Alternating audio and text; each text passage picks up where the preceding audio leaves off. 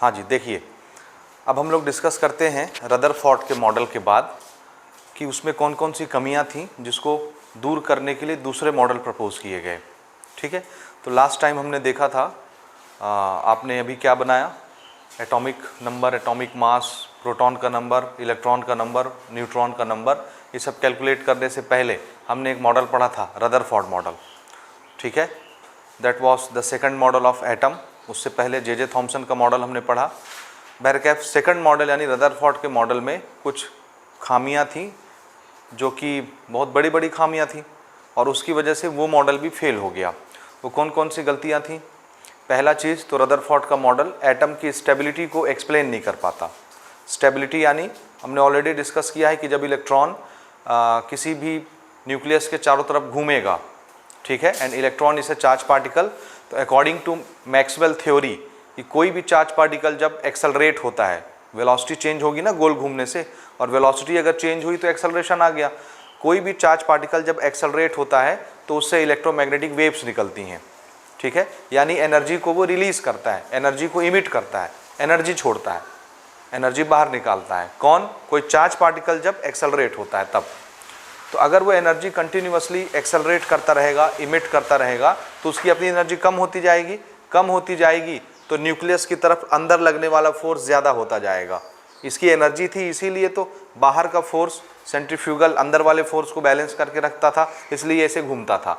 अब according to Maxwell कि कोई भी चार्ज पार्टिकल अगर वेलोसिटी चेंज कर रहा है, डायरेक्शन चेंज हो रही है, वेलोसिटी चेंज हो रही है, और वेलोसिटी चेंज होने से एक्सेलरेशन आ रहा है, और मैक्सवेल ये बोलते थे कि जब भी किसी चार्ज पार्टिकल में एक्सेलरेशन आएगा तो हमेशा एक चार्ज पार्टिकल जो एक्सेलरेशन में रहता है वो क्या करता है, एनर्जी को इमिट करता है बाहर, रेडिएशन बाहर निकलता है एनर्जी के रूप में। तो अगर उसकी एनर्जी बाहर निकल रही है तो अपनी एनर्जी कम होती जाएगी, और कम होती जाएगी तो अंदर का फोर्स ज़्यादा होता जाएगा, बाहर वाला कम होता जाएगा, और ये स्पाइरल बनाते बनाते इसका डिस्टेंस न्यूक्लियस से नज़दीक होता जाएगा। थोड़ी देर के बाद ये स्पाइरल होते होते न्यूक्लियस में गिर जाएगा। तो इसको गिर जाना चाहिए न्यूक्लियस में, लेकिन वो गिरता नहीं। अब जिसने ये मॉडल बनाया था रदरफोर्ड, उससे उन्होंने पूछा कि भाई क्यों नहीं गिरता, तो उनके पास कोई जवाब नहीं था।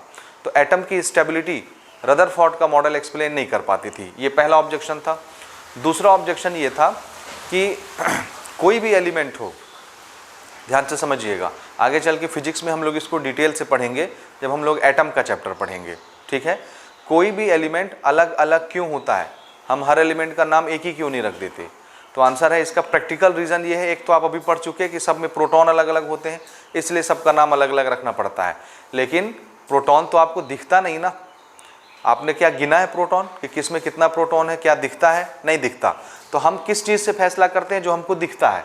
हम कैसे जानेंगे कि ये वाला एलिमेंट अलग है, ये अलग है, ये अलग है, ये अलग है? 118 तरह के एलिमेंट हमने पीरियोडिक टेबल में रखे हैं, हमको कैसे पता चलेगा? क्योंकि प्रोटॉन की बेसिस पे हम उसका नोमेनक्लेचर भले थ्योरेटिकली एक्सप्लेन करते हैं कि इसमें प्रोटॉन इतने हैं तो इसका नाम ये, इसमें प्रोटॉन अलग है तो नाम ये, इसमें प्रोटॉन अलग है तो नाम ये। प्रोटॉन के बेसिस पे नोमेनक्लेचर करते हैं, लेकिन प्रोटॉन दिखता नहीं और उसको हम गिन नहीं सकते प्रैक्टिकली। ये चीज़ समझ आया? तो फिर हमको क्या दिखता है? तो जो चीज़ हमने देखा लैब में एक्सपेरिमेंट करके, उसके बेसिस पर हमने अलग अलग एलिमेंट के नाम रखे हैं। ठीक, और वो क्या है? कलर्स। हमको क्या दिखता है आँख से? कलर। और हर एलिमेंट के अंदर ये खूबी होती है कि वो अलग अलग कलर की लाइट निकालता है। ये ध्यान से समझिएगा, ये एटम के चैप्टर में फिजिक्स में मैं आपको डिटेल से समझाऊंगा क्लास 12th में। अभी तो खैर उतना ओवरव्यू देने का समय नहीं है, नहीं तो अदरवाइज डिटेल्स हम कवर करते हैं। अब हमारे सिलेबस में है क्लास 12th एटम में, फिजिक्स में, तो वहाँ पे हम इसको डिटेल से कवर करेंगे। तो हमने दुनिया भर के एलिमेंट्स अलग अलग क्यों बनाए हैं? इसलिए क्योंकि हर एलिमेंट के अंदर ये कैरेक्टरिस्टिक होती है, ये खूबी होती है, ये गुण होता है कि हर एलिमेंट क्या करता है? अलग अलग रंग के कलर इमिट करता है। ठीक है, अगर मैं सोडियम लूँगा तो उससे अलग कलर की लाइट आएगी, और अगर मैं कोई दूसरा मेटल लूँगा, आयरन लूँगा या कोई भी चीज़, पोटाशियम, कोई भी चीज़ लेंगे और उस पर लाइट मारेंगे तो रिफ्लेक्शन के बाद उसमें से अलग कलर की लाइट आती है। ठीक है, यानी हर एलिमेंट अपने अंदर से अलग अलग कलर का लाइट रिफ्लेक्ट करता है। तो अगर हम हर एलिमेंट को अलग अलग देखें, ऑब्जर्व करें माइक्रोस्कोप से या किसी भी चीज़ से, तो उससे आने वाली लाइट हमको अलग अलग कलर की दिखती है। ठीक है, और ये एक खूबी होती है एक एटम के पास, एक एलिमेंट के पास, कि वो डिफरेंट डिफरेंट रंग के कलर्स आपको बाहर निकाल के दिखाता है, लाइट अलग अलग कलर में उससे निकलती हुई दिखती है। ये समझ में आया कि नहीं? अब हमने एक एलिमेंट लिया, इससे हमको ब्लू कलर की लाइट आती है, दूसरा एलिमेंट लिया, इससे वॉयलेट कलर की लाइट आती है। तीसरा एलिमेंट लिया, येलो कलर की लाइट आती है। चौथा लिया, वाइट लाइट आती है। पांचवा लिया, ब्लैक आता है। छठवां लिया, इंडिगो आता है। सातवां लिया, ब्लू कलर की आती है, येलो आती है, कोई भी कलर, वायलेट हो गया, रेड हो गया, जितने भी कलर्स आप जानते हैं। नॉन कलर हमारे 7 है। 7 ही कलर हम जानते हैं ना, विबग्योर, जिसको क्या बोलते हैं, विबग्योर। वी से violet, indigo, blue, green, yellow, orange, red, ये नॉन कलर हैं। लेकिन इन्हीं कलर के कॉम्बिनेशन से लाखों तरह के कलर बनते हैं। समझ आया? और आप तो जानते हैं मार्केट में अगर आप लिपस्टिक खरीदने जाएं तो रेड कलर की लिपस्टिक के 50 शेड्स आपको दुकानदार दिखा देगा। ये 50 के 50 रेड कलर हैं। उसमें कोई फीका रेड है, कोई गाढ़ा रेड है, कोई ऐसा रेड है, कोई वैसा रेड है। 50 तरह के वेरिएंट आपको दिखाएगा खाली रेड कलर में। समझ में आई बात? तो एक कलर के अंदर सैकड़ों तरह के वेरिएंट होते हैं उसके। ठीक बात? ओके, मैं ये बताना चाह रहा हूँ कि देखिए हर एलिमेंट के अंदर ये प्रॉपर्टी होती है कि वो क्या करता है, अलग अलग कलर की लाइट बाहर निकालता है। और हमने उसको प्रैक्टिकली ऑब्जर्व करके देखा लैब में कि हम कोई भी एलिमेंट ला के रखते हैं उससे डिफरेंट कलर की लाइट आती है। दूसरा एलिमेंट रखते हैं उससे डिफरेंट कलर की लाइट आती है। तीसरे एलिमेंट से डिफरेंट कलर की लाइट आती है। तो लाइट की बेसिस पर हमने उसका नाम अलग अलग रखा है। समझ आया? ये बड़ी अजीब चीज़ लगेगी आपको सुनने में कि ऐसा कैसे हो सकता है, ठीक है, लेकिन एक्चुअल रीज़न यही है क्योंकि मैं प्रोटॉन को गिन नहीं सकता। प्रोटॉन न्यूक्लियस के अंदर रहता है, एटम ही नहीं दिखता तो प्रोटॉन कैसे गिनूंगा? ठीक है, तो वो सिर्फ थ्योरेटिकल बात है बताने के लिए। एक्चुअल में हमने अलग अलग एलिमेंट के नाम किसके बेसिस पर रखे हैं? क्योंकि हर एलिमेंट क्या करता है, अलग अलग कलर इमिट करता है। तो जब भी किसी एलिमेंट से कलर आती हुई दिखेगी तो वो अलग कलर की दिखेगी। हर एलिमेंट से अलग अलग कलर की लाइट हमको दिखती है, इसलिए हमने हर एक का नाम अलग अलग रखा है। सोडियम से येलो कलर की लाइट आती है, बाकी किसी से येलो कलर की लाइट नहीं आती, इसलिए हमने उसका नाम सोडियम रखा है। ठीक है, नॉमेनक्लेचर तो बाद में हुए, लेकिन ये बेसिक चीज समझ में आया कि हर एटम, हर मॉलिक्यूल या हर एलिमेंट क्या करता है, लाइट बाहर निकालता है। अब ये एक ऐसा प्रश्न चिन्ह है कि अगर मैं रदरफोर्ड से पूछूंगा कि बताओ भाई तुमने जो मॉडल बनाया है उसमें अलग अलग कलर की लाइट हर एलिमेंट कैसे निकालेगा? हर एलिमेंट का अपना अपना एटम, उस एटम से अलग अलग कलर की लाइट कैसे निकलेगी? तो उनके पास कोई जवाब नहीं है। क्यों?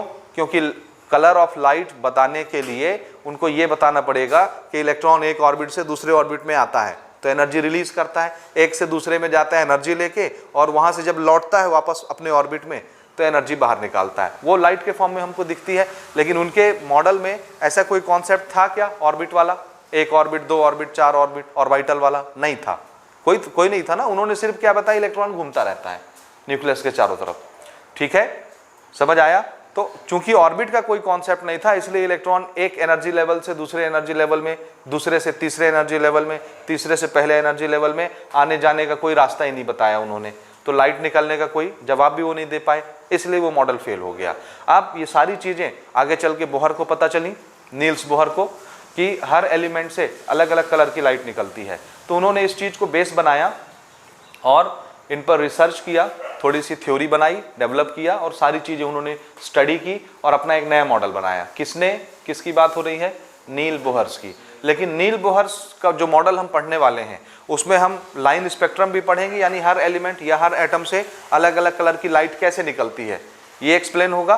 तो इसको एक्सप्लेन करने के लिए आपको पता होना चाहिए कि लाइट का नेचर क्या होता है। समझ रहे हैं क्वेश्चन? समझ रहे हैं? अब हम क्या एक्सप्लेन करने वाले हैं? एटम की स्टेबिलिटी बोहर के मॉडल से। अब बोहर का मॉडल इस चीज को समझ रहा है, बोहर इस चीज को समझ रहे हैं कि हर एलिमेंट से अलग अलग कलर की लाइट निकलती है, तो वो इस चीज को एक्सप्लेन करेंगे अपने मॉडल में, लाइट को। अब हमको अगर बोहर का मॉडल समझना है तो हमको ये समझ में आना चाहिए कि लाइट का बिहेवियर कैसा होता है, लाइट का नेचर कैसा होता है। इसलिए पहले हम क्या स्टडी करेंगे? लाइट का बिहेवियर या लाइट का नेचर, कि लाइट एक्चुअल में किस तरह से बिहेव करती है, किस तरह से बनती है लाइट, या किस तरह से चलती है। ये चीज समझे आप? ठीक है, यहां तक समझ में आया या नहीं आया? बोलिए, पक्का? तो हम क्या समझने वाले हैं? लाइट का नेचर समझने वाले हैं। क्लियर? ओके, यहां पे देखिए, this is the developments leadings to Bohr model. Bohr का मॉडल बनने से पहले कौन कौन से डेवलपमेंट हुए जिसके बेसिस पर बोहर का मॉडल एक्सप्लेन किया जाएगा। समझ आ गई बात? तो पहला हमको क्या डिस्कस करना है कि लाइट का क्या क्या होता है, लाइट का नेचर कैसा होता है। हम पहले लाइट को समझेंगे, उसके बाद फिर हम समझेंगे कि बोहर का मॉडल बताना क्या चाहता है।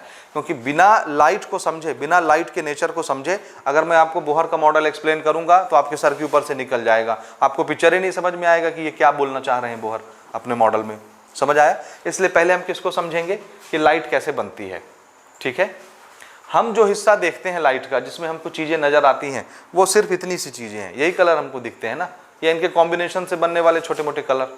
ठीक है, लेकिन ये हमारे इलेक्ट्रोमैग्नेटिक स्पेक्ट्रम का एक छोटा सा टुकड़ा है, ये वाला सिर्फ इतना सा रेंज है जो हमारी आंख सेंस कर सकती है, देख सकती है। देखिए ये दिख रहा है, दिखा?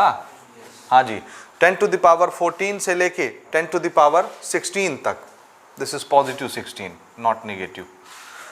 10 to the power 14 से लेके 10 to the power 16, इसके बीच का रेंज 10 to the power 15 मान लीजिए, दिस इज व्हाट, फ्रीक्वेंसी। और वेवलेंथ की बात अगर हम करें, ये नीचे मैंने वेवलेंथ लिखा है मीटर्स में और ऊपर मैंने फ्रीक्वेंसी लिखा है हर्ट्ज में। तो यहाँ पे अगर हम बात करें, this is 10 to the power -6, 10 to the power -8, -6 से लेकर के -7 तक, -6 से लेकर के -7 तक कितनी छोटी फ्रीक्वेंसी है ये, micro frequency. 10 to the power -6 को क्या बोलते हैं, माइक्रो। ठीक है, ये इतनी छोटी सी फ्रीक्वेंसी है। ठीक है, इसका रेंज दिख रहा है हमको, जो कलर दिखते हैं, जो लाइट हमको दिखती है जिसको हम लोग विजिबल लाइट बोलते हैं। ठीक है, उसकी अपनी रेंज कितनी है फ्रीक्वेंसी की, सिर्फ 10 to the power -6 से -8 या -7 तक, कितना छोटा सा रेंज है। और उसके अलावा देखिए कितना बड़ा इलेक्ट्रोमैग्नेटिक स्पेक्ट्रम है। ठीक है, अब ये क्या है थोड़ा सा इसको समझिए। हम तो सिर्फ इसी को जान रहे हैं ना कि लाइट होती है ये। ठीक है, इसका नाम हमने लाइट रखा है, this is electromagnetic waves, electromagnetic radiations. ठीक है, आप थोड़ा सा इसको समझिए। पहले हम लाइट का बिहेवियर देखते हैं। देखिए, all elements gives characteristic line spectra. ये मैंने अभी आपको बताया कि हर एलिमेंट से क्या निकलता है, लाइट, अलग अलग कलर की लाइट, उसको हम बोलते हैं। अगर उसको हम किसी स्क्रीन में उतार लें, इधर एलिमेंट रखें, लाइट मारें, प्रिज्म रखें, उसके लाइट को अलग अलग करवाएं और उसको यहाँ पे उतार लें फिल्म में, तो हम देखेंगे कि एक एलिमेंट से डिफरेंट कलर की लाइट ऐसे मिलती है। कभी लाइन के रूप में मिलती है, कभी पट्टी के रूप में मिलती है। वो आगे हम पढ़ेंगे लाइन स्पेक्ट्रम के बारे में। तो जब लाइन के रूप में हमको अलग अलग कलर की लाइट दिखती है, उस स्पेक्ट्रम को क्या बोलते हैं, लाइन स्पेक्ट्रा बोलते हैं। ये किससे निकल रहा है, किसी एटम से। कोई भी मटेरियल रख दो, हर मटेरियल एटम से बनता है, तो उसी के अंदर से लाइट आ रही होगी एटम से। तो एटम से जब लाइट आती है अलग अलग कलर की, ऐसे लाइन, स्क्रीन में कैसे दिखेगा आपको, ऐसे लाइन्स दिखेंगे, तो उसको क्या बोलेंगे, अलग अलग कलर की लाइन दिख रही है, लाइन स्पेक्ट्रम और लाइन स्पेक्ट्रा। समझ में आया ये? और ये हर एलिमेंट से निकलता है, लेकिन ये वाली चीज रदरफोर्ड का मॉडल एक्सप्लेन नहीं करती। ठीक है ना, समझ में आ रहा है रीजन? ओके, इसको समझने के लिए, to understand line spectrum, it is essential to understand nature of light. Line spectrum समझने के लिए हमको क्या समझना पड़ेगा, सबसे पहले नेचर ऑफ लाइट, जिसको हम बोलते हैं रेडिएंट एनर्जी, इमिट होने वाली एनर्जी बाहर। ठीक है, हाँ, अब ये लाइट का नेचर हम किससे समझेंगे, तो आंसर है 2 तरीके से समझेंगे। अभी से हम आपको बता देते हैं, दिमाग में क्लियर कट पिक्चर रखिएगा। लाइट 2 तरह से बिहेव करती है, अलग अलग थ्योरीज बनी, थ्योरी में मैं जाऊंगा तो बहुत लंबा चौड़ा बोल जाऊंगा। लाइट के लिए दो तरह की थ्योरी है। न्यूटन के ज़माने तक ये माना जाता था कि लाइट किससे बनी है, पार्टिकल से। किससे बनी होती है, हाँ, उन्होंने उस पार्टिकल का नाम करपसल्स रखा था, इसलिए उसको क्या बोलते थे, न्यूटन्स करपस्कुलर थ्योरी। ठीक है, उसमें न्यूटन ने क्या बताया कि लाइट किसकी बनी होती है, पार्टिकल की। पार्टिकल समझ रहे हैं, जैसे कण छोटे छोटे, तो लाइट में भी जो लाइट आपको दिखती है सनलाइट, वो लाइट भी किससे बनी होगी, कण से। लेकिन एक्सपेरिमेंट हुए और ये चीज़ फेल हो गया। ठीक है, बाद में उनके बाद हाइजेंस आए। अब ये सारी चीज़ें फिजिक्स क्लास 12 में पढ़ेंगे 10वें चैप्टर में। उसके बाद में हाइजेंस आए, हाइजन ने बोला कि नहीं, लाइट पार्टिकल की नहीं बनी होती, लाइट किसकी बनी होती है, वेव की। लाइट का एक्चुअल कैरेक्टर क्या होता है, वेव का। ठीक है, तो न्यूटन बोलते थे कि लाइट किसकी बनी है, पार्टिकल की।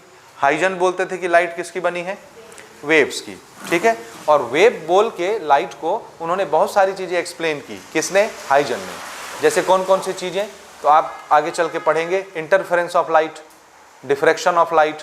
What is the meaning of interference, ध्यान से समझिए, मैं सिर्फ थोड़ा सा ओवरव्यू दे रहा हूँ क्योंकि हमारा वो टॉपिक नहीं है अभी। आप एक टॉर्च लीजिए, उसके ऊपर दूसरा टॉर्च बांध दीजिए, एक साथ, फोकस एक ही जगह हो, दूसरा टॉर्च बांध दीजिए और पहला टॉर्च जलाइए, फोकस पड़ेगी कहीं, पड़ेगी। जैसे सपोज यहाँ पे फोकस पड़ा, पहला लाइट आपने मारा, ये फोकस पड़ा, ये जल रहा है लाइट। ठीक है, अब आप ऐसा करो कि दूसरा लाइट भी चालू करो और सेम जहाँ पे इसका फोकस आ रहा है वहीं पे मारो फोकस दूसरे लाइट का। तो जब आप दूसरे लाइट का फोकस मारोगे, देखोगे ये अंधेला हो गया, डार्क, और लाइट यहाँ आ गया, ये बाहर में लाइट दिखेगी, जहाँ पे पहले लाइट दिख रहा था, एकदम उजाला दिख रहा था, फोकस था, वो काला हो जाता है, डार्क। ठीक है, और दोनों टॉर्च एक साथ जब हम जलाते हैं तो देखते हैं यहाँ ब्राइट है, लाइट है, यहाँ डार्क हो गया, फिर लाइट, फिर डार्क, फिर लाइट, फिर डार्क, ऐसे ये फ्रिंजेस बन जाते हैं, पट्टी बन जाती है मोटी मोटी। यहाँ लाइट दिखेगा, फिर यहाँ गोल रहेगा अंधेला, फिर यहाँ लाइट, फिर यहाँ डार्क, फिर लाइट, फिर डार्क, ऐसे करके पट्टियाँ बन जाती हैं। इस पैटर्न को बोलते हैं इंटरफेरेंस पैटर्न। समझ आया? और इसको एक्सप्लेन करने के लिए हमको लाइट को वेव मानना पड़ता है। क्या मानना पड़ता है? वेव। और एक्चुअल में ये सुपरपोजिशन के प्रिंसिपल से एक्सप्लेन होता है। और मैं समझ रहा हूँ, मैं जितने टर्म एक्सप्लेन कर रहा हूँ, अभी यूज कर रहा हूँ, आपको एक भी समझ नहीं आ रहा है। ठीक है, इसलिए इसका टाइम क्लास 12th का है, तो अभी हम उस पर सिर्फ बात ही करके निकल चलेंगे, नाम सुना के आपको। ठीक है, तो ये पैटर्न समझ आया, इसको क्या बोलते हैं? इंटरफेरेंस।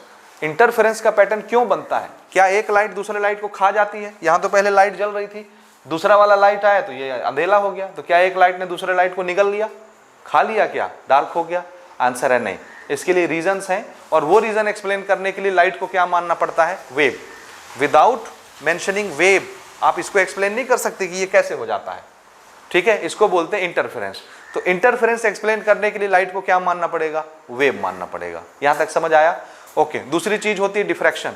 जैसे आप देखें, कहीं खिड़की से बाहर लाइट हो, दीवार में हमारी खिड़की लगी हो, बाहर से लाइट आ रही हो, अंधेला कमरा हो, लाइट आए, खिड़की से आए, तो खिड़की में तो सिर्फ इतनी बड़ी ओपनिंग है ना, तो लाइट को ऐसे आना चाहिए और सीधे निकल जाना चाहिए, सीधे निकल जाना चाहिए। अगर पार्टिकल की लाइट बनी होती तो पार्टिकल तो सीधे गोली जैसे ट्रेवल करता है, वो तो मुड़ता नहीं रास्ते में। अगर मैं गोली चलाऊं आपके सामने तो गोली ऐसे आएगी और सीधे जाएगी, क्या ऐसे मुड़ेगी, ऐसे मुड़ेगी? गोली नहीं मुड़ती, स्ट्रेट जाती है, क्योंकि गोली क्या है? Particle, material.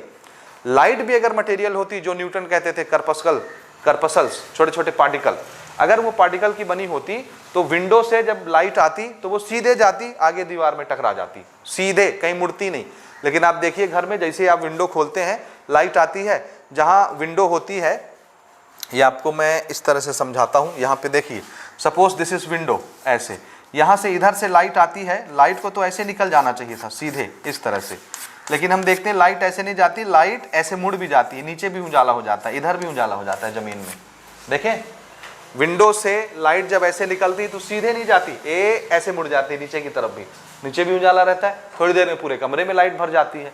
लेकिन लाइट मुड़ती है कि नहीं? मुड़ी, और मुड़ी तो वो पार्टिकल नहीं है। समझ आया? क्योंकि पार्टिकल होता तो कैसे चलता? सीधे। लेकिन विंडो से आने के बाद लाइट ऐसे झुक जाती है, नीचे भी जाती, नीचे भी लाइट होता है, मुड़ती है लाइट। और मुड़ने का काम पार्टिकल का नहीं होता, किसका होता है? वेव का। इसलिए डिफ्रैक्शन का पैटर्न भी किससे एक्सप्लेन होता है? वेव से। ये चीजें समझ में आ गई आपको? इसलिए हाइजन का मानना यह था कि लाइट का नेचर कैसा होता है, किस तरह की लाइट होती है, किससे बनी होती है? वेव्स की बनी होती है, पार्टिकल नहीं होता। लेकिन प्रॉब्लम यह था कि सिर्फ वेव बोलने से ये दो चीजें तो एक्सप्लेन हो जा रही थी। कौन सा?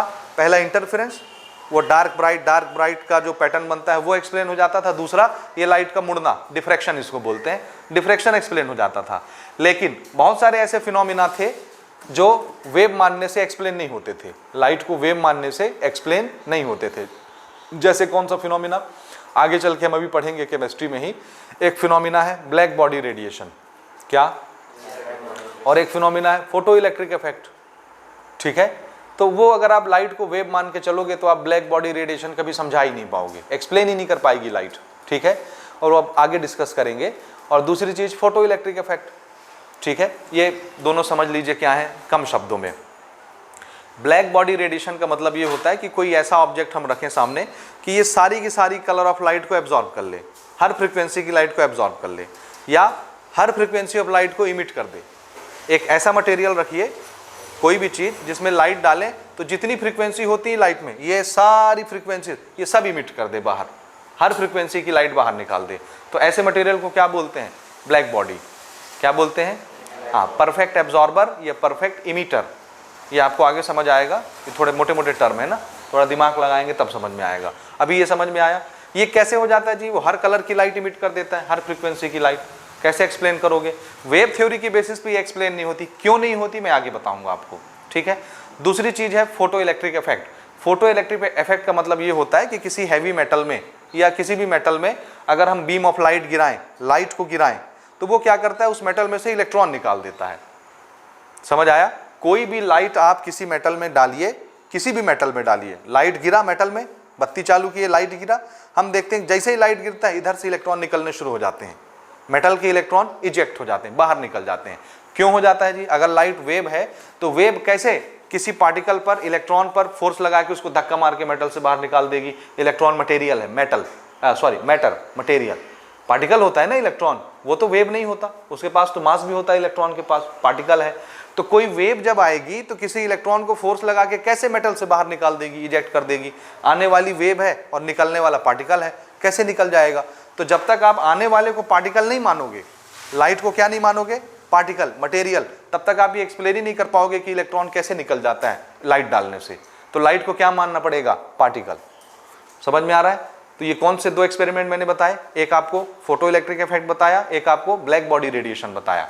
इन दोनों को एक्सप्लेन करने के लिए लाइट को क्या मानना पड़ेगा, पार्टिकल। और वो इंटरफेरेंस और डिफ्रैक्शन पैटर्न को एक्सप्लेन करने के लिए लाइट को क्या मानना पड़ता है, वेव्स। तो अब लाइट है क्या, बड़ा कंफ्यूजन है, और पूरे 9th-10th के चैप्टर में आप कंफ्यूज ही रहेंगे क्लास 12th में कि लाइट है क्या। अल्टीमेटली हमको ये मानना पड़ा, देखो लास्ट में आइंस्टीन आए, आइंस्टीन 1905 में आके उन्होंने बताया देखो ऐसा है, ये सब तमाशाबाजी बंद करो, जब आपको इंटरफेरेंस और डिफ्रैक्शन एक्सप्लेन करना हो तो लाइट को बोल दो वो क्या है, वेव्स। और जब आपको फोटो इलेक्ट्रिक इफेक्ट और ब्लैक बॉडी रेडिएशन और इसी तरह और भी कुछ एक्सपेरिमेंट्स हैं उसको एक्सप्लेन करना है तो लाइट को क्या बोल दो, पार्टिकल। अल्टीमेटली क्या बोलना है, लाइट के पास दोनों कैरेक्टर होता है, वेव कैरेक्टर भी और पार्टिकल कैरेक्टर भी, डुअल नेचर होता है लाइट का। समझ आया? दोहरा व्यवहार होता है लाइट का, वेव नेचर भी होता है और पार्टिकल नेचर भी होता है। ये समझ गए आप? ओके, अब हम समझ रहे हैं लाइट कैसे बनती है। तो इसमें देखिए, अगर हमको नेचर ऑफ लाइट समझना है तो हम ये दोनों चीजें समझेंगे। पहली चीज इलेक्ट्रोमैग्नेटिक वेव थ्योरी जो हाइजन ने बनाई थी, क्लास 12th में पढ़ेंगे चैप्टर नंबर 10 में, इलेक्ट्रोमैग्नेटिक वेव थ्योरी। इसमें उन्होंने बताया था कि लाइट क्या है, वेव है। वेव कैसे बनता है, कैसे चलता है, एक जगह से दूसरी जगह कैसे प्रोपोगेट होता है, ये सारी चीजें वेव थ्योरी कहलाती हैं, हाइजन की बनाई हुई। दूसरा हम पढ़ेंगे अभी केमिस्ट्री में इसी को, प्लैंक क्वांटम थ्योरी, जिसमें उन्होंने बताया कि नहीं भाई लाइट को क्या मानना पड़ेगा, पार्टिकल। 1900 में आकर के प्लैंक ने बोला कि नहीं, लाइट को क्या मानना है, पार्टिकल मानना है। वो पार्टिकल कैसा होगा, जैसे टॉफी का रैपर होता है, पन्नी, पैकेट, बस वो पैकेट की तरह ऐसे पार्टिकल निकलते हैं, उस पार्टिकल के अंदर एनर्जी भरी रहती है, वेव भरी रहती है। जब वो पार्टिकल किसी से टकराता है, टॉफी का पैकेट किसी से टकराता है, फूट जाता है, उसके अंदर क्या है, एनर्जी, वेव्स भरी रहती है। ये उन्होंने बताया प्लैंक ने। तो प्लैंक ने बोला कि लाइट किस नेचर का होता है, पार्टिकल नेचर का होता है। ये हम अभी आगे पढ़ेंगे।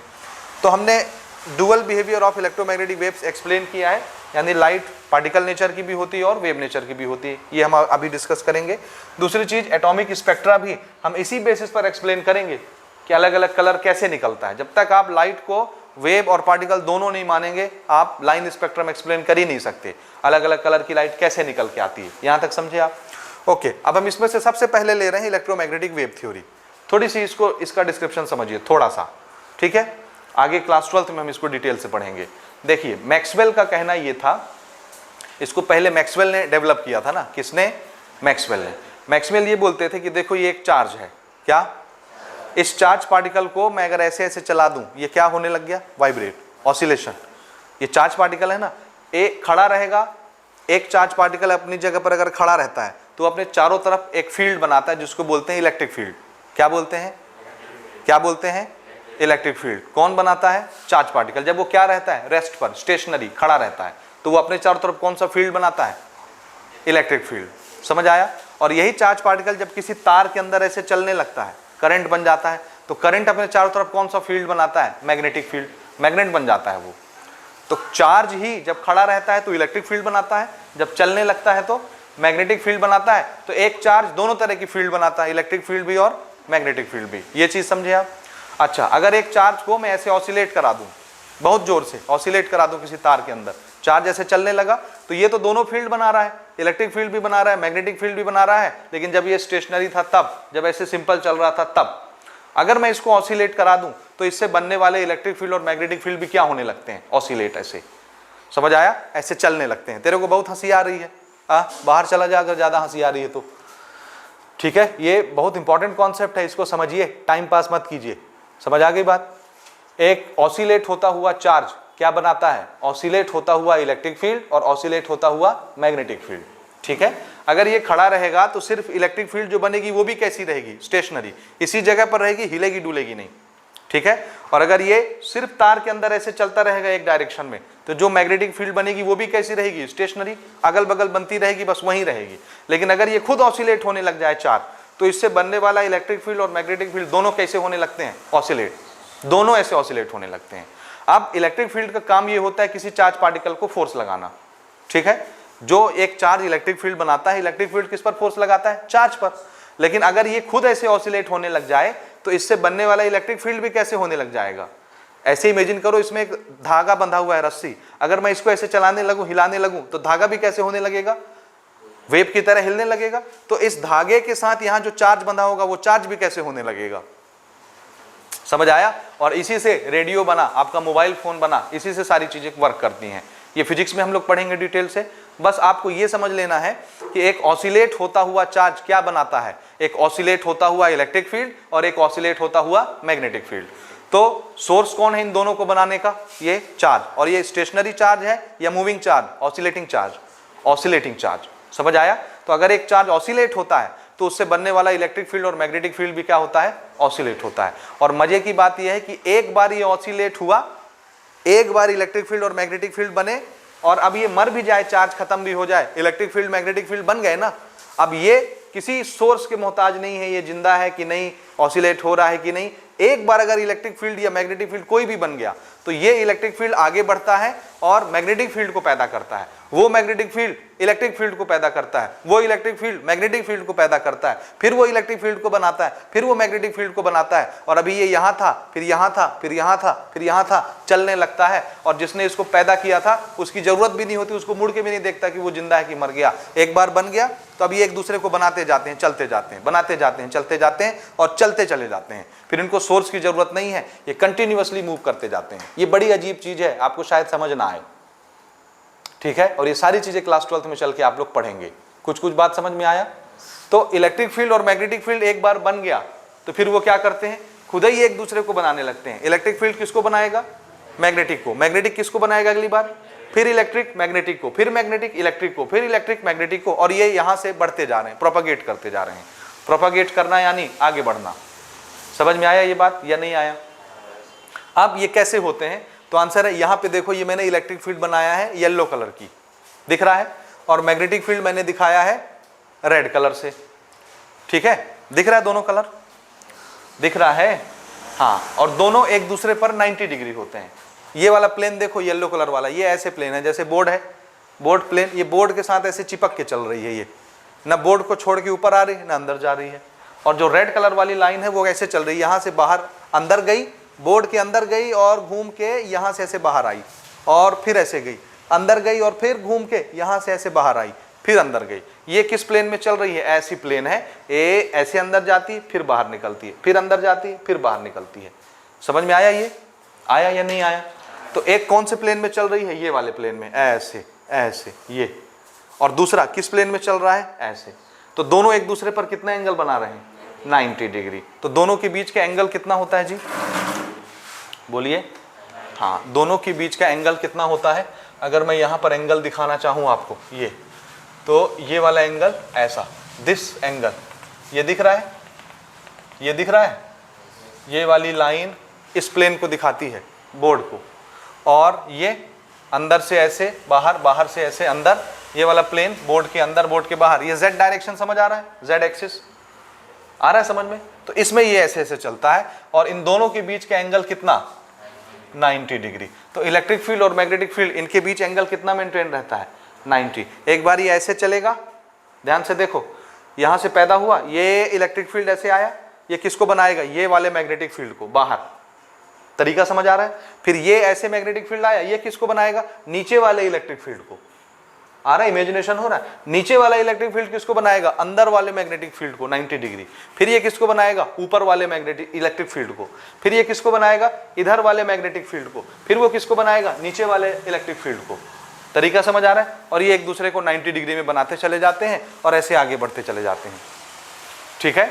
तो देखो, मैग्नेटिक इलेक्ट्रिक फील्ड की डायरेक्शन ये ऊपर, मैग्नेटिक फील्ड की ये, और इनके बढ़ने की डायरेक्शन ये उस तरफ। इलेक्ट्रिक फील्ड और मैग्नेटिक फील्ड एंगल कितना, 90 डिग्री दिख रहा है। और ये वेलोसिटी सामने की तरफ बढ़ रहे हैं, उधर जा रहे हैं ना, ये वेलोसिटी, इन तीनों का एंगल कितना, 90। तो तीनों आपस में 90 होते हैं, मैग्नेटिक फील्ड, इलेक्ट्रिक फील्ड और डायरेक्शन ऑफ प्रोपगेशन 90 डिग्री। और ये बनते चले जाते हैं, बढ़ते चले जाते हैं, बढ़ते चले जाते हैं। और ये इनको चलने के लिए कोई मीडियम भी नहीं चाहिए। ध्यान से समझिए, आप तालाब गए हैं कभी? तालाब देखे हैं ना?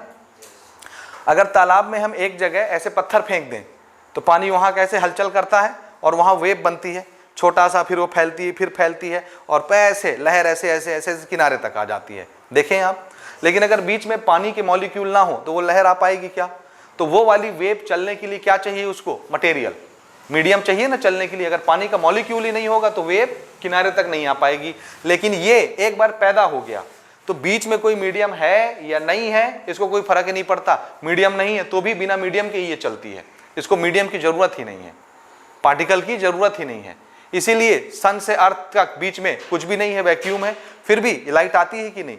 तो लाइट को चलने के लिए मीडियम चाहिए क्या? नहीं चाहिए। एक बार सन में ये पैदा हो गई, लाइट सन में पैदा हुई और वहां से आ गई। क्यों? एक बार वहां का कोई चार्ज ऑसिलेट हुआ, उसने लाइट बनाया, बाहर निकली लाइट, और फिर वो चार्ज पार्टिकल ऑसिलेट होता हो या मत होता हो, एक बार इलेक्ट्रिक फील्ड और मैग्नेटिक फील्ड पैदा हो गए ना, ये एक दूसरे को बनाते बनाते खुद ही वहां से यहां तक आ जाते हैं। बीच में पूरा वैक्यूम है, कोई भी पार्टिकल नहीं है, उसके बावजूद उसमें से भी चल के आ जाते हैं। इसका मतलब है इनको चलने के लिए मीडियम की जरूरत नहीं है, कोई पार्टिकल नहीं चाहिए। ये इसका बिहेवियर है। और इनकी स्पीड कितनी होती है? 3 × 10⁸ यहाँ पे देखिए, सारी चीजें हमने नोट की हैं। हाँ, ये समझ में आया? तो रेडियो वेव्स की फ्रीक्वेंसी कितनी? 10⁶। सुनते हो ना रेडियो घर में, FM हो, AM हो, कोई भी रेडियो आप लोग सुनते हैं कि नहीं? आपके मोबाइल, ये सारी चीजें रेडियो वेव्स पर काम करती हैं। समझ आया? उसकी फ्रीक्वेंसी कितनी होती है? 10⁶। क्या आंख से दिखता है रेडियो वेव? नहीं दिखता, लेकिन होता है कि नहीं? आकाशवाणी तो आ जाती है ना रेडियो में। ठीक, इसी तरह से माइक्रोवेव 10⁸, 10⁻10, ये माइक्रोवेव होता है, हीट करने के लिए हम लोग यूज करते हैं इसको, खाना पकाते हैं माइक्रोवेव में। इससे अगली फ्रीक्वेंसी IR फ्रीक्वेंसी होती है, इंफ्रारेड, जो आपके रिमोट में, मोबाइल्स में यूज होता है, ये भी हीट करने के लिए हम लोग यूज करते हैं। ठीक है, इससे बड़ी फ्रीक्वेंसी किसकी होती है? देखो 10⁻⁻14 से छोटी फ्रीक्वेंसी 10⁻+14 तक की फ्रीक्वेंसी हमारी आंख नहीं सेंस कर सकती। 0 से लेके कहां तक? 10⁻14 तक हमारी आंख उसको डिटेक्ट नहीं कर सकती, सेंस नहीं कर सकती, इसलिए वो हमको नहीं दिखते। जैसे ही 10⁻15 में हम आते हैं, 10⁻15 ये वाली फ्रीक्वेंसी होती है विजिबल स्पेक्ट्रम की, विजिबल लाइट की, और ये वाली फ्रीक्वेंसी हमारी आंख सेंस कर लेती है, इसको दिखता है। ये तो कहीं हमको नीला दिखता है, कहीं लाल दिखता है, कहीं पीला दिखता है, कहीं ब्लू दिखता है, कहीं कुछ दिखता है, ये वाली चीज हमारी आंख देख सकती है। लेकिन जैसे ही 10⁻17 से ज्यादा या 15 हमको दिखता है, जैसे 16 होता है, 16 दिखना बंद हो जाता है, आंख उसको सेंस नहीं कर पाती, उसको क्या बोलते हैं? UV rays, ultraviolet rays. ठीक है, समझ आया? और ये क्या होता है? ये इसमें सन के पार्टिकल होते हैं, सन से आती है ना, बहुत हीट होती है, और इसी की वजह से तो हमारी ये ऊपर की लेयर जो है वो खोखली होती जा रही है, ओजोन लेयर डिप्लीट होती जा रही है। ओजोन का काम ही यही होता है कि किसको रोकना? UV रेस को, अल्ट्रावायलेट रेस को रोकना ओजोन लेयर का काम होता है। अगर ओजोन कहीं से डिप्लीट हो गई, पतली हो गई, तो ये डायरेक्ट नीचे आ जाएगी, और अगर ये डायरेक्ट पड़ गई स्किन में तो कैंसर हो जाएगा, जला देगी स्किन को। तो आप देखते हो गर्मी के दिनों में स्किन जल जाती है, वो किस रे की वजह से होती है? UV rays. समझ रहे हैं? उस समय हमारी जो ओजोन की परत होती है ऊपर एटमॉस्फेयर में, वो पतली हो जाती है, और सन से आने वाली हीट इतनी ज्यादा होती है कि वो उस ओजोन लेयर को भी छन के नीचे आ जाती है। पूरे फॉर्म में UV नहीं आ पाती, हल्के फॉर्म में भी आती है। आप देखते हो बाहर निकलते हो, गर्मी की वजह से पूरी स्किन जल जाती है। देखो चेहरे वगैरह जल जाते हैं, बहुत ज़्यादा धूप हो तो, वो अल्ट्रावायलेट रेस से होता है। इससे भी ज़्यादा फ्रीक्वेंसी की रेस एक्सरे होती है, तो बॉडी के अंदर तक चली जाती है पेनिट्रेट करके। इससे भी ज़्यादा खतरनाक गामा रेस होती है, ये तो सीधे सीधे जला देगी अंदर सारी चीज़ों को, कैंसर हो जाता है इससे। समझ आया? और ऐसे ही कॉस्मिक रेस। तो ये बड़ी फ्रीक्वेंसी की वेव्स हो गई और ये छोटी फ्रीक्वेंसी की वेव्स हो गई।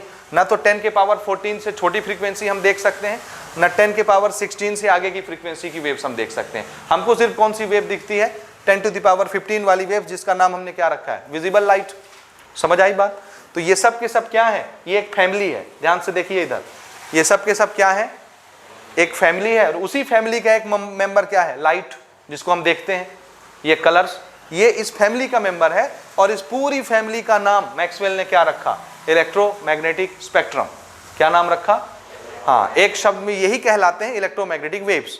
इसी इलेक्ट्रोमैग्नेटिक वेव्स में से भी लाइट क्या है? एक वेव है, जो हमको दिखती है, बाकी वेव हमको नहीं दिखती। इन सब का नाम क्या, एक शब्द में, इलेक्ट्रोमैग्नेटिक वेव्स। समझ आया? तो लाइट भी क्या है, इलेक्ट्रोमैग्नेटिक वेव्स। लेकिन चूंकि बाद में पता चला कि ये सब इलेक्ट्रोमैग्नेटिक वेव्स हैं, नामकरण इनका पहले ही हो चुका था, इनको हम लाइट पहले ही नाम रख चुके थे, इनका नाम रेडियो वेव पहले ही रख चुके थे, माइक्रोवेव पहले ही रख चुके थे, IR वेव पहले ही रख चुके थे, UV, cosmic, alpha, gamma rays, X rays पहले ही नामकरण हो चुका था। बाद में पता चला कि ये सब तो एक ही परिवार के मेंबर हैं, तो इनको अलग अलग नाम से क्यों पुकारना। अब चूंकि नाम पहले ही रखे जा चुके थे, इसलिए हमने चेंज नहीं किया। समझ आया? अब इनको क्या बोलना है आपसे, अब आप तो समझ गए, इनको बोलना क्या है, इलेक्ट्रोमैग्नेटिक वेव्स। और ये जितनी वेव्स इस फैमिली में आती हैं, इनके पास एक कंडीशन होती है जो सबके पास होती है कॉमन, वो ये है कि देखिए इनकी फ्रीक्वेंसी और इनका वेवलेंथ दोनों आप मल्टीप्लाई करोगे, ये हमेशा कांस्टेंट रहता है। कौन कौन, ध्यान से देखो, किस किस चीज को बोल रहा हूं। ये ऊपर मैंने फ्रीक्वेंसी लिखी है हर्ट्ज में, नीचे क्या लिखा है, वेवलेंथ लिखा है। अभी हम डिस्कस करेंगे कि वेव के पास कौन कौन से कैरेक्टर होते हैं, तो आपको पता चलेगा वेवलेंथ भी एक कैरेक्टर है, और एक दो न्यूमेरिकल उस पर हम बनाएंगे अभी। तो किसी भी जगह की, किसी भी वेव की आप फ्रीक्वेंसी देखिए और वेवलेंथ देखिए, दोनों को मल्टीप्लाई करके देखिए, हमेशा एक ही नंबर आता है। हमेशा इनका मल्टीप्लीकेशन कैसा रहता है, कांस्टेंट। ठीक है, जरा चेक करके देखिए, जैसे इंफ्रारेड को ही देखो, 10⁻12 इसकी फ्रीक्वेंसी है, और वेवलेंथ कितनी है, 10⁻⁻4। मल्टीप्लाई कीजिए, 10⁻12, 10⁻⁻4, 10 10 बेस सेम है, केस मल्टीप्लाई का पावर क्या हो जाएगा, ऐड, जुड़ गया, कितना हुआ पावर, +12 - 4 +8, कितना हुआ, हाँ 10⁸ आया। ये चीज हर इलेक्ट्रोमैग्नेटिक वेव्स फॉलो करती है, हर जगह ये फिक्स रहता है, ये कभी नहीं बदलता। करके देखिए, 10⁻18 एक्स रे का फ्रीक्वेंसी है, 10⁻−10 क्या है, वेवलेंथ। दोनों मल्टीप्लाई करके बताओ कितना आ रहा है, 10⁸8। कहीं पर भी देखो, दिस इज 10⁶, दिस इज 10⁻2, कितना हो गया, 10⁸8। तो फ्रीक्वेंसी और वेवलेंथ जब दोनों मल्टीप्लाई होते हैं तो एक कांस्टेंट नंबर बनता है, यही डिसाइड करता है कि इनकी स्पीड कितनी होगी। ठीक है, और इनके स्पीड का ऑर्डर कितना आ रहा है, 10⁸8। तो जितनी भी इलेक्ट्रोमैग्नेटिक वेव्स हैं, हर एक की स्पीड कितनी होगी, 10⁸8। और आप जान ही रहे हैं हमारी लाइट की स्पीड कितनी होती है, 3 × 10⁸8 मीटर पर सेकंड। समझ आया? तो ये सिर्फ लाइट बस की खूबी नहीं है, जितने इलेक्ट्रोमैग्नेटिक वेव्स आ रहे हैं स्पेक्ट्रम में, उन सब की स्पीड कितनी होगी, 10⁸8 ऑर्डर की होगी, सेम स्पीड होती है सबकी। समझ आया ये या नहीं आया? हाँ जी, तो आप इसको पढ़ सकते हैं। देखिए, radiation consist of electric and magnetic field propagation perpendicular to each other and both perpendicular to direction of propagation of wave, ये हम डिस्कस कर चुके पहले ही। Okay, they travel with a constant speed of light, कितना, 3 × 10⁸8 metre पर second. सब के सबकी स्पीड कांस्टेंट होती है। क्यों? स्पीड किससे बनती है, फ्रीक्वेंसी मल्टीप्लाइड विथ वेवलेंथ, ये याद रखिएगा। फ्रीक्वेंसी मल्टीप्लाइड बाय वेवलेंथ क्या बनाता है, speed of the light, speed of the electromagnetic waves, और ये हमेशा कांस्टेंट आएगी। ठीक है, they do not require any material medium to travel, इनको चलने के लिए कोई मीडियम ही नहीं चाहिए। ये कहानी समझ में आ गई? ये है इलेक्ट्रोमैग्नेटिक स्पेक्ट्रम। इसके आगे टाइटल क्या बना लेंगे आप, ये जो बनाया मैंने, इलेक्ट्रोमैग्नेटिक स्पेक्ट्रम, ये हमारी विजिबल लाइट है। तो यहां तक आपको बातें समझ में आ गई। अब हम थोड़ा सा डिस्कस करेंगे कि इस वेव की कौन कौन सी कैरेक्टरिस्टिक होती है, क्योंकि हमको वेव कैरेक्टर समझना है। ठीक है जी। So what are the characteristic of electromagnetic waves, क्या क्या होता है इनके पास। इनके पास फ्रीक्वेंसी होती है, इनके पास वेवलेंथ होता है, इनके पास स्पीड होता है, इनके पास वेव नंबर होता है। ये सब क्या है, इनका आपस में क्या रिलेशन है, और इसी से रिलेटेड आपके टेक्स्ट बुक में 2-3 एग्जाम्पल भी दे रखे हैं, वो भी हमको बनाना है। ठीक, तो ये नोट करें आप। Characteristic of electromagnetic waves, electromagnetic waves के पास कौन कौन सी कैरेक्टरिस्टिक होती हैं, ये हमने डिस्कस कर लिया है कि ये कैसे बनती हैं। एक ऑसिलेटिंग चार्ज पार्टिकल जब ऑसिलेट होता है तो वो ऑसिलेट करता हुआ इलेक्ट्रिक फील्ड बनाता है और मैग्नेटिक फील्ड बनाता है।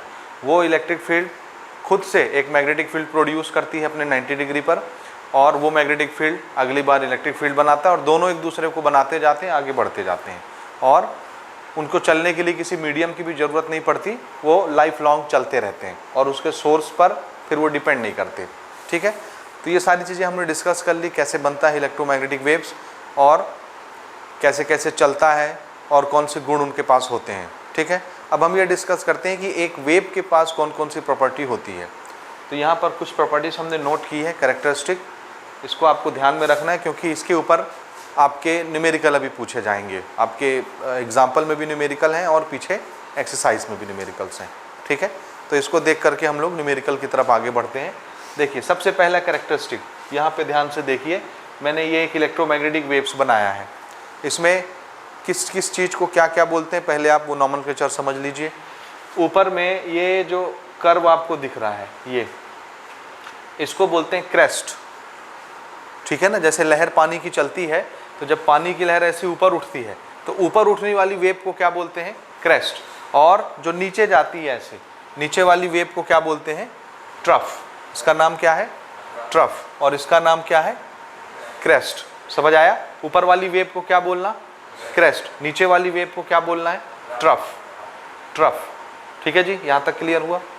Okay, so upper wave is known as crest, lower wave is known as trough. एक क्रेस्ट से दूसरे क्रेस्ट तक का डिस्टेंस, लगातार आने वाले दो क्रेस्ट उसके बीच का डिस्टेंस, या लगातार आने वाले दो ट्रफ उसके बीच का डिस्टेंस, ये कहलाता है वेवलेंथ। वेवलेंथ हम लोग पढ़ते हैं ना कि एक वेव की लंबाई कितनी है, तो एक्चुअल में वो वेव कहाँ से कहाँ तक काउंट होता है, क्योंकि ये यहाँ से स्टार्ट होगा और इन्फिनिटी में जाके ख़त्म होगा, तो कितनी बड़ी वेव का लेंथ आप वेवलेंथ मानोगे। तो हमने क्या बोला कि हम एक क्रेस्ट पकड़ेंगे और उसके जस्ट बाद आने वाला क्रेस्ट पकड़ेंगे, और उसके मिड पॉइंट से इसके मिड पॉइंट तक, या स्टार्टिंग से स्टार्टिंग तक। यहाँ से भी हम नापेंगे तो ये यहाँ तक गया और ये यहाँ तक आया, बस दिस इज़ द डिस्टेंस, ठीक है।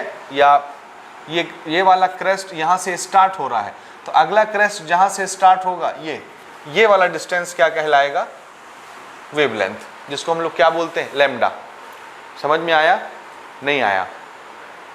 देखिए वेवलेंथ यानी वेव की लंबाई किसको बोलना है। वेव की लंबाई बोलने के लिए आप ऐसा नहीं बोल सकते कि जहाँ से वेव स्टार्ट हुआ और जहाँ पे ख़त्म हुआ वो वाली लंबाई वेव की लंबाई होगी, वेवलेंथ, ठीक है। क्योंकि आप ये जान रहे हैं कि इलेक्ट्रोमैग्नेटिक वेव्स चलते चले जाते हैं, कभी रुकते नहीं हैं। समझ आया? तो फिर वेवलेंथ किसको बोलेंगे? तो वेवलेंथ बोलने का हमने तरीका क्या बनाया, एक क्रेस्ट से दूसरे क्रेस्ट तक का डिस्टेंस। अब वो डिस्टेंस आप सेंटर टू सेंटर मेज़र कर सकते हो, या ये वाली क्रेस्ट यहाँ से स्टार्ट हुई है, अगली क्रेस्ट जहाँ से स्टार्ट होगी, ये यहाँ से क्रेस्ट स्टार्ट हो रही है ना, तो स्टार्टिंग पॉइंट से स्टार्टिंग पॉइंट का ये लेंथ जो बनता है, दिस इज वेवलेंथ। या ये क्रेस्ट जहाँ पे ख़त्म हुई है, अगली क्रेस्ट जहाँ पे ख़त्म हो रही है, दिस लेंथ इज वेवलेंथ। कोई भी दो टर्निंग पॉइंट आपको लेने हैं, दो सेम पॉइंट आपको लेने हैं। समझ आई बात? तो हम यूजुअली कहाँ से मेज़र करते हैं, centre to centre. This is the length which is known as wavelength, ठीक है। तो दो क्रेस्ट, लगातार आने वाले दो क्रेस्ट के बीच का लेंथ क्या कहलाएगा, वेवलेंथ। या दो लगातार आने वाले ट्रफ, इसके बीच का लेंथ क्या कहलाएगा, वेवलेंथ। तो पहला कैरेक्टरिस्टिक हमने वेवलेंथ बनाया है, इसके लिए हमने सिंबल क्या असाइन किया है, लैम्डा। ये मालूम है कैसे पढ़ते हैं इसको, इस सिंबल को क्या पढ़ते हैं, लैम्डा, ठीक है। What is wavelength, distance between two consecutive. What is the meaning of consecutive, लगातार आने वाले, एक के बाद just next. Distance between two consecutive crest और trough is known as wavelength. अच्छा, ये चूंकि लेंथ है इसलिए किस में मेजर करेंगे हम, मीटर में या सेंटीमीटर में, नैनोमीटर, पिकोमीटर, वो है तो मीटर ही, तो या तो हम मीटर में नापेंगे या सेंटीमीटर में नापेंगे। और आपके इंफॉर्मेशन के लिए मैंने ये छोटी छोटी दो यूनिट लिख दी हैं, दो तीन। 1 एंगस्ट्रॉम किसको बोलते हैं, angstrom 10 to the power -10 metre को। 10 टू द पावर -9 मीटर को क्या बोलते हैं, nanometre. 10 to the power -12 metre को क्या बोलते हैं, पिकोमीटर। क्योंकि बहुत छोटे छोटे होते हैं इसलिए आपको ये नाम याद रखने हैं। समझ आया? ये तो विशेष याद रखना, 10 टू द पावर -10 क्या कहलाता है, एंगस्ट्रॉम कहलाता है। एंगस्ट्रॉम बोलने आ रहा है, कैसे बोलते हैं एंगस्ट्रॉम, ये एंगस्ट्रॉम, और इसका सिंबल होता है ए के ऊपर ये नॉट हम लगा देते हैं, इसका मतलब है 10 टू द पावर -10, ठीक है। ओके, ये पहली कैरेक्टरिस्टिक समझ में आई कि वेव की वेवलेंथ किसको बोलते हैं, ठीक है। जितने इलेक्ट्रोमैग्नेटिक वेव्स हैं हर वेव की वेवलेंथ अलग अलग होती है, इसीलिए उसका नाम भी हम अलग अलग रखते हैं। इवन आप विजिबल लाइट देखोगे, जो हमने यहाँ स्पेक्ट्रम बनाया था, याद है ना, उस स्पेक्ट्रम में आप विजिबल लाइट को देखिए, वहाँ पर रेड कलर उसका वेवलेंथ अलग होगा, वायलेट कलर या ब्लू कलर उसका वेवलेंथ अलग होगा। समझ आया या नहीं आया, बोलिए, ठीक है।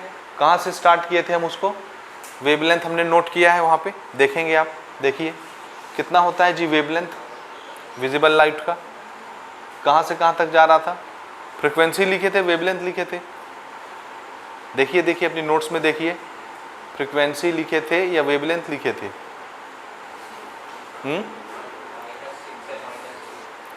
माइनस नहीं, विजिबल लाइट का फ्रीक्वेंसी तो 10⁻14 के बाद थी, 10⁻14 से 15 तक और 16 उसके बीच में, यानी 15 वाली रेंज, 14 वाली रेंज विजिबल लाइट की फ्रीक्वेंसी होती है।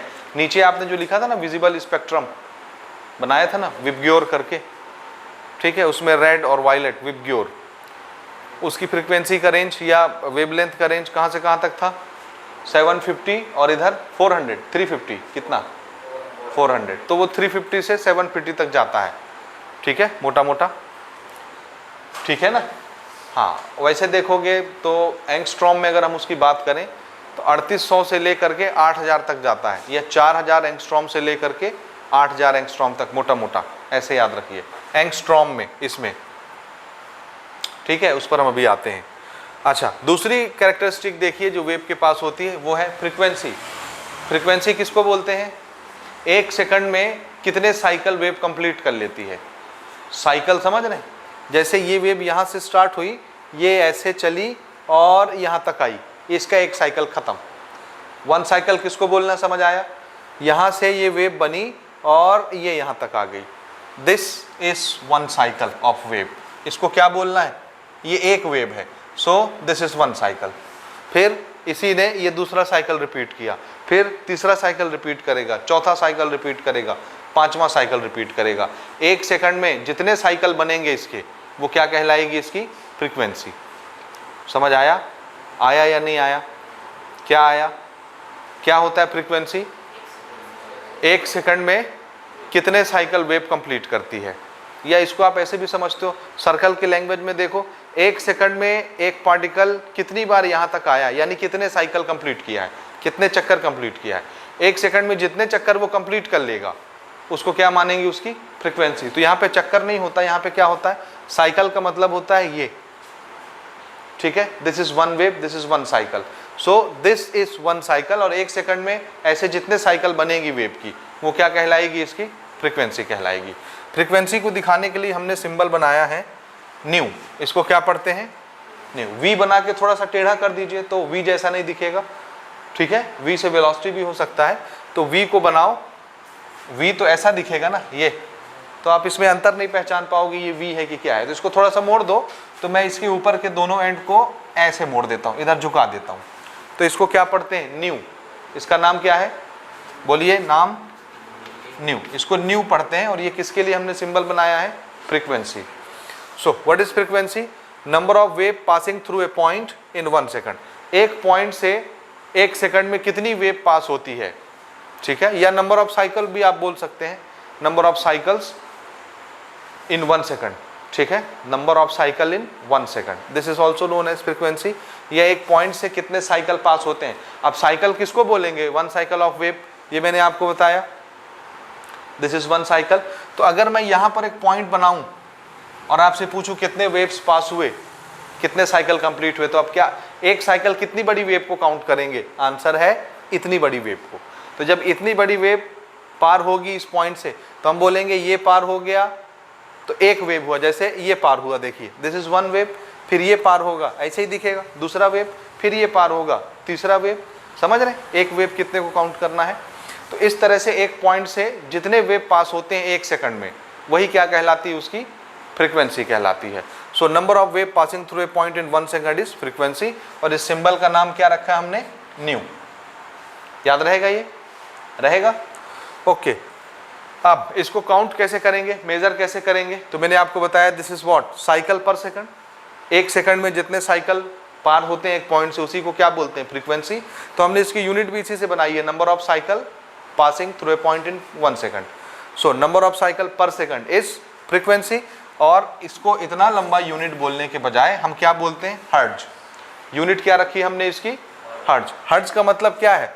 Number of cycle passing 1 second. समझ आया? इधर ध्यान दीजिए, ये नंबर है, नंबर का कोई यूनिट नहीं होता, लेकिन ये टाइम है, टाइम का यूनिट तो होगा सेकंड। इसलिए इसका कोई यूनिट नहीं है, इसका यूनिट सेकंड है। सो 1/सेकंड, व्हाट इज 1/सेकंड? पर सेकंड। वो सेकंड ऊपर जाके पर सेकंड नहीं हो गया, -1। समझ आ रहा है? तो हर्ट्ज किसके बराबर हुआ? पर सेकंड के बराबर हुआ।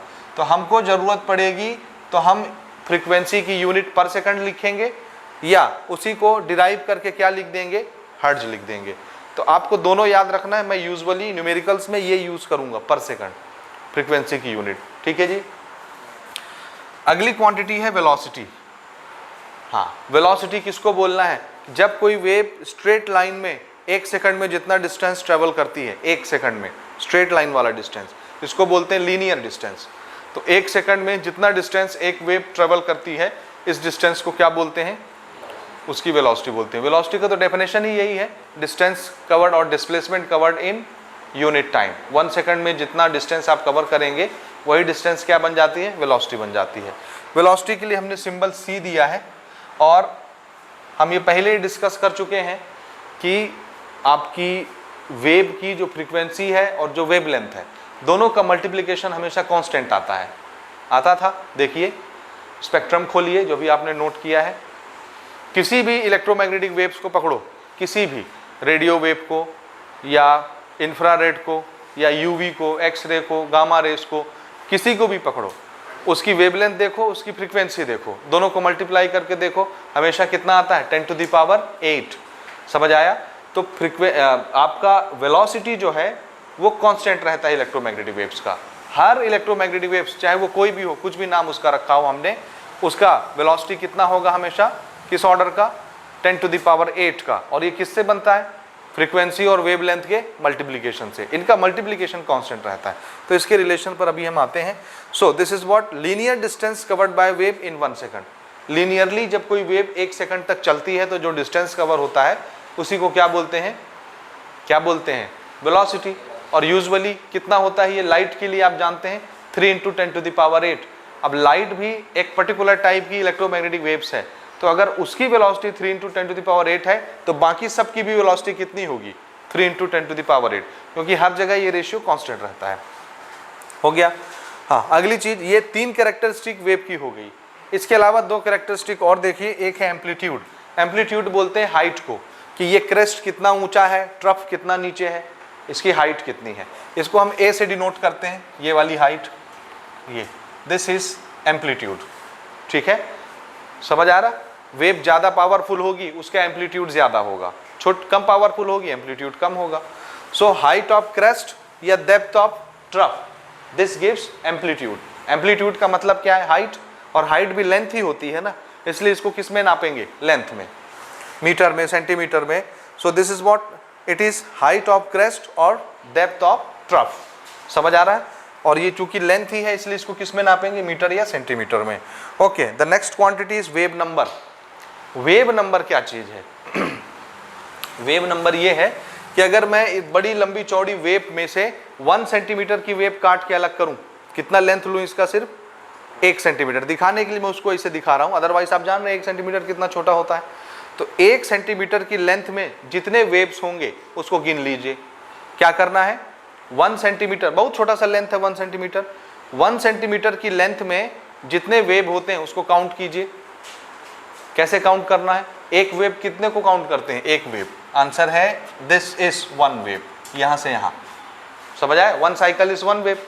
तो कितनी वेव है 1 सेंटीमीटर लेंथ के अंदर, उसको काउंट कीजिए, वही क्या कहलाएगा? उसका वेव नंबर। उसी को क्या बोलेंगे?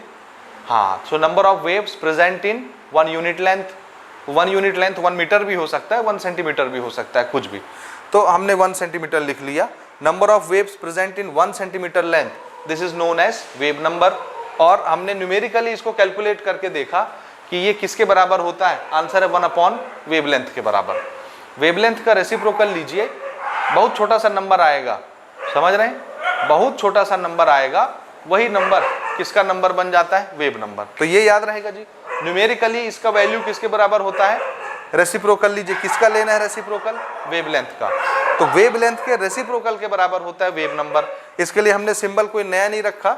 देखिए हमने फ्रीक्वेंसी के लिए ऑलरेडी क्या बना रखा था? न्यू। बस इसी के ऊपर बार लगा दिया है, ऊपर न्यू बार। ये किसका निशानी बन गया? वेव नंबर का। आया समझ में ये या नहीं आया? ठीक है, तो ये कुछ कैरेक्टरिस्टिक हैं 4-5 वेव से रिलेटेड, ये आपको याद रखने हैं। अब देयर इज ए रिलेशन जिस पर हमको अभी काम करना है, न्यूमेरिकल बनाना है। तो यहाँ पे छोटा सा हेडिंग दीजिए, relation between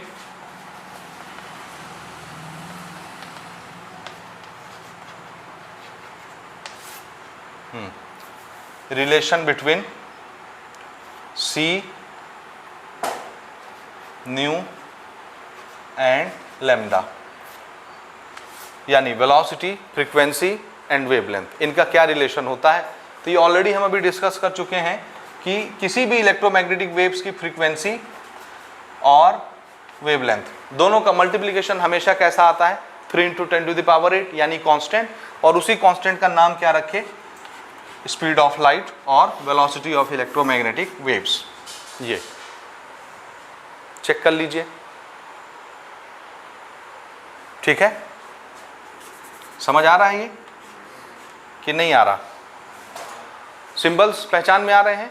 what is C, velocity of wave, electromagnetic waves. What is nu, frequency. What is lambda, हाँ इसको पहचानिए जी, क्योंकि इसी पर बेस्ड न्यूमेरिकल आपको बनाने हैं। So frequency multiplied by wavelength gives velocity, याद रहेगा। अब इसमें कोई भी दो क्वांटिटी देगा, एक पूछेगा, आप बना लेंगे कि नहीं? जैसे वेलोसिटी ऑफ लाइट तो आपको हर वक्त पता ही रहेगा, 3 × 10⁸, ठीक है। तो ये तो नोन क्वांटिटी है, कांस्टेंट है, तो इन दोनों में से कोई एक चीज देगा, एक चीज पूछेगा। क्लियर है? हो गया? तो ये आप नोट करें और हम लोग आगे बढ़ते हैं।